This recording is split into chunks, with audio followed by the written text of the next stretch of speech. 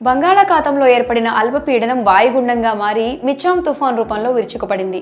తమిళనాడు, ఆంధ్రప్రదేశ్ రాష్ట్రాలను వణికిస్తుంది. చెన్నై నగరం సంగతైతే చెప్పనక్కర్లేదు. భారీ వర్షాలకు అతలాకుతలమైంది. లోతట్టు ప్రాంతాలన్నీ నీట మునిగాయి. జనజీవనం అస్తవ్యస్తమైంది. ఈ తుఫాను దాటికి సుమారు 10 మంది మరణించారని సమాచారం. రోడ్లన్నీ జలమయమయ్యాయి. కార్లు కూడా కొట్టుకుపోయిన సంగతి విదితమే. ఈ తుఫాన్ చెన్నై తీర ప్రాంతాలన్నిటినీ విధ్వంసం చేసిందని చెప్పొచ్చు. అలాగే మిచాంగ్ ఆంధ్రప్రదేశ్ పై కూడా తీవ్ర ప్రభావాన్ని చూపించింది.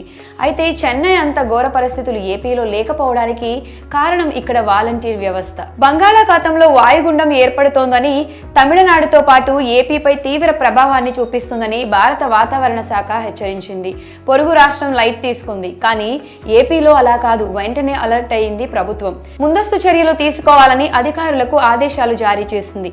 దీంతో ఉన్నత అధికారులు గ్రామ వార్డు వాలంటీర్లను రంగంలోకి దింపారు. తుఫాన్ ప్రభావిత ప్రాంతాల్లోని తీర ముంపు ప్రాంతాలకు వెళ్లి అక్కడి ప్రజలను అప్రమత్తంగా ఉండాలని సూచించారు. సహాయక కేంద్రాలకు తరలి వెళ్లాలని సూచించారు. కొంతమంది ప్రజలు పరిస్థితిని అర్థం చేసుకుని శిబిరాలకు కదిలి వెళ్లారు. మత్స్యకారులను వేటకు వెళ్లొద్దని విన్నవించారు. అలాగే రైతులకు కొన్ని సూచనలు చేశారు. ఇక తుఫాన్ 2-3 రోజుల పాటు ఆంధ్రప్రదేశ్ ను కుదిపేసింది.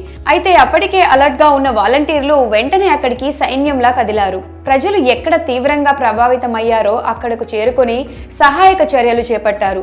ఓ రకంగా చెప్పాలంటే ఇదొక రెస్క్యూ ఆపరేషన్ లా తీసుకొని ముందుకు కదిలారు. ఎక్కడికక్కడ సమన్వయం చేసుకుంటూ నీట మునిగిన ప్రాంత ప్రజలను సహాయక కేంద్రాలకు, సురక్షిత ప్రాంతాలకు తరలించారు. వారికి భోజన వసతి కల్పించారు. మందులు, ఇతర అవసరాలు తీర్చారు. కల్లాలు, ఇతర ప్రాంతాల్లో ఆరబోసిన పంటలను పరీక్షించేందుకు ఆర్బీఐ కేంద్రాలకు తరలించేందుకు రైతులకు సహాయం చేశారు. జోరున వర్షం పడుతున్న పింఛన్ పంపిణీని ఎక్కడ ఆపలేదు. తడుస్తూనే మోకాళ్ల లోతులో నీళ్లు ఉన్న పింఛనుదారులకు నగదు అందజేశారు వాలంటీర్లు.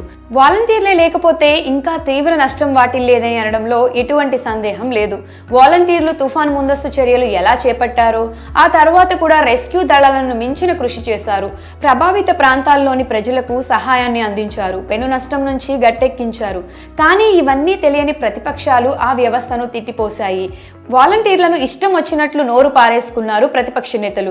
వాలంటీర్లు అరాచకాలకు పాల్పడుతున్నారని, మానవ అక్రమ రవాణా జరుగుతుందని అపవాదులు వేశారు. సేవే పరమార్థంగా గ్రామ వార్డు వాలంటీర్ వ్యవస్థను తీసుకువచ్చారు ముఖ్యమంత్రి వైఎస్ జగన్మోహన్ రెడ్డి. ఏ ఉద్దేశంతో అయితే వాలంటీర్లు వచ్చారో వాటిని నిజం చేశారు.